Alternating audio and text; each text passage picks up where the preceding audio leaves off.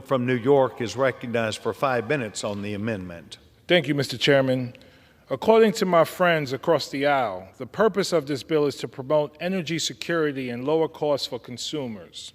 I hope they will agree that if our goal is to protect Americans, then we cannot allow price gouging corporations to participate in any increased drilling on federal lands under this bill. That would defeat the entire purpose.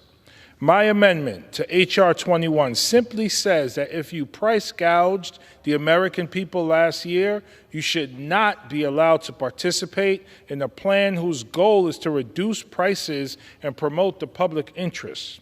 Nobody can deny that big oil and gas engaged in price gouging in 2022. They raked in record profits, $343 billion in the first 3 quarters of last year. At the same time that historically high gas prices were pummeling American workers across the country. Inflation gave these companies cover to jack up prices even higher. Supply chain disruptions and a refinery crunch gave them cover to keep supply restricted and to engage in market manipulation.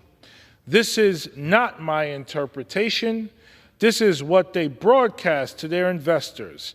Exxon and Chevron executives, for example, bragged about maintaining capital discipline and about funneling billions back to shareholders in the form of dividends and stock buybacks. We should not accept that behavior. Let's come together on a bipartisan basis and protect the American people from corporate price gouging. With that, I yield back.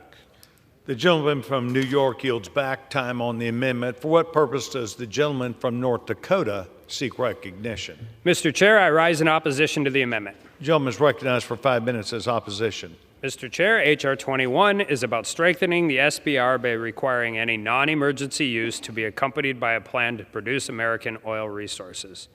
This increases energy security, increases the supply and affordability of oil, and creates stable prices. This amendment seeks to condition a plan based on entities that may or may not even participate in available lease track auctions. This amendment undermines the purpose of the bill, and I urge a no vote on this amendment, and I yield back. The gentleman from North Dakota yields